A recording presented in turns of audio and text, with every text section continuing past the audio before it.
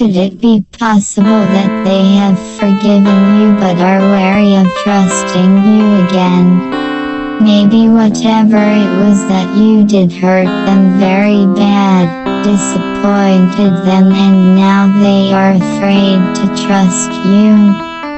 Afraid that they will be hurt again.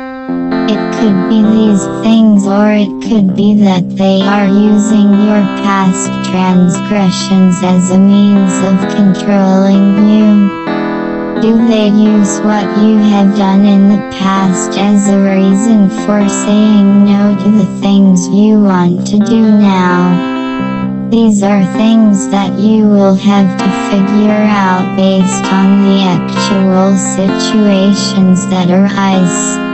Have you talked to them about it directly? Were the failures you speak about actually mistakes? And if so, were you able to admit where you went wrong and apologize?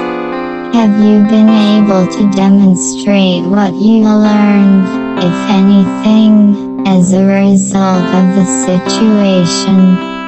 These are all things that must take place in order to build back the trust. I hope you can do this. It's never a good thing to just leave things unfinished. And it's even worse when you're grown and on your own and you still get reminded about things you did when you were younger. You're all wounded and left untreated, just like a physical wound.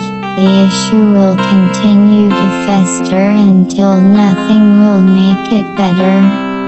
You should all be willing to move forward, get past the situation, and look to the future. If they can, you still must.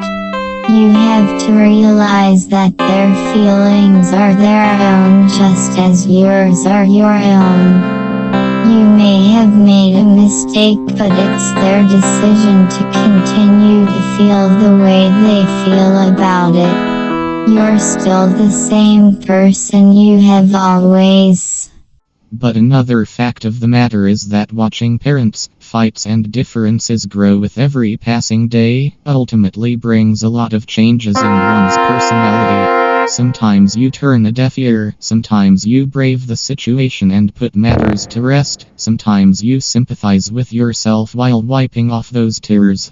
When a kid, one would most certainly not understand the reasons for the fights, abusive language, hurling filth at each other's family, or realize their implications on oneself. Such experiences might make some kids more vulnerable, skeptical, or reserved by nature.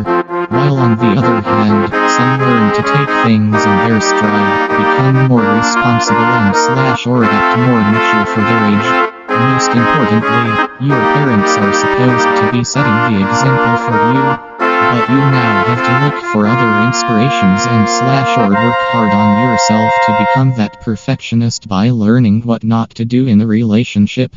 That's the good you take out of it. As an adult, you now have the power to fulfill your dreams on your own. Societal norms kept aside, it's clear that they are in it for you and your achievements are what keep them going. So, one option is to respect that and work on it.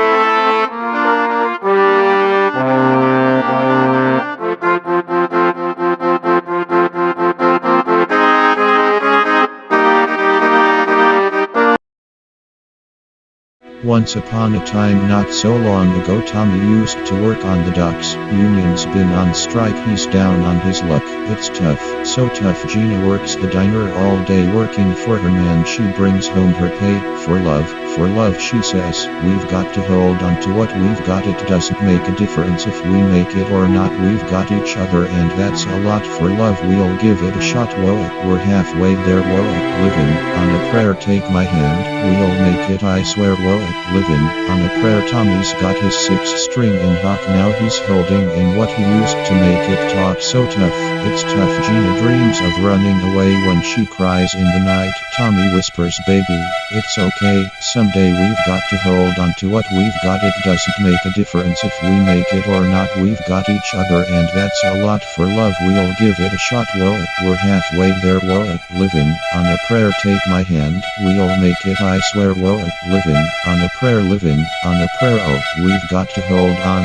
Ready or not, you live for the fight when it's all that you've got. Whoa, we're halfway there. Whoa, living on a prayer. Take my hand, we'll make it, I swear. Whoa, living on a prayer. Whoa, we're halfway there. Whoa, living on a prayer. Take my hand, we'll make it, I swear. Whoa, living on a prayer. Whoa, we're halfway there. Whoa, living on a prayer. Take my hand, we'll make it, I swear. Whoa, living on a prayer.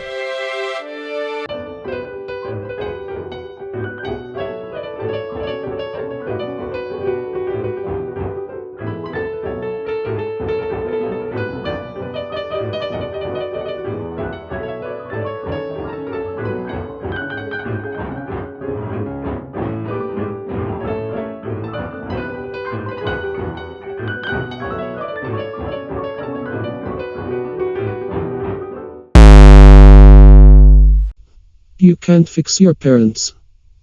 If they wanted to change, you can be encouraging to them, but the choice to change has to come from themselves. It doesn't sound likely that you would be able to talk either of them into improving themselves. One thing you can do is refuse to listen to your parents' complaints about each other. When it happens, hang up or leave the room. Without an audience, the complaints will slowly stop. Happiness is not something that comes to you. It is what you decide to be with the circumstances you find yourself in. I suspect that you thought your boyfriend would make you happy. When he pushed for sinful acts, you went along because he was paying attention to you and you thought it would make you happy. Then you found yourself pregnant and your boyfriend didn't want the responsibility, so he left. You weren't unequally yoked with your former boyfriend. There was nothing binding the two of you, which is why he left. This is one reason why God insisted that sex only take place in marriage. Hebrews 13:4. You can't undo the past, but you can make your future better. You were born into a dysfunctional family, but you have a chance to form a new family that is functional. Disconnect from your parents and start building your own life, one that is centered around God.